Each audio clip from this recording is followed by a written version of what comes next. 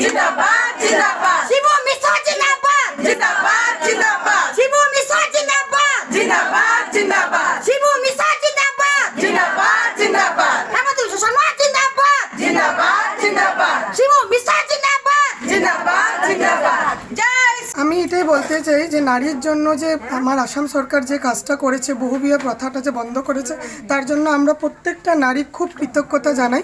যে আমরা এটাই চাই যে যেরকম আমাদের পাশে দাঁড়িয়ে আছে, এরকম যেমনি আমাদের সরকার সব সময় আমাদের সাথে এরকম দাঁড়িয়ে থাকে, আমাদের জন্য যেরকম কাজ করছে, আগামীকালও যেরকম এরকম আরও কাজ করে, যার জন্য আমরা খুব খুব খুব খুব আনন্দিত আজকে সবাই একসাথে। এর জন্য আমরা আজকে এসেছি এটা বলার জন্য যে আমরা বিজেপি সরকারকে চিরজীবন চাই আমাদের পাশে থাকতে।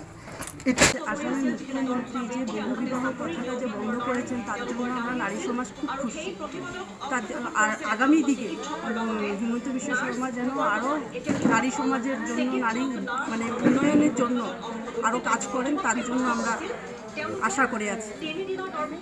হেমন্ত বিশ্ব শর্মা যে বহুবিবাহ প্রচলন বন্ধ করছেন তাতে আমরা অবশ্যই সুখী, দুঃখিত না। নারী জগতে একটা মঙ্গল সাধনের জন্য এত যে পদক্ষেপ রয়েছে তার জন্য অনেক ধন্যবাদ জানাই।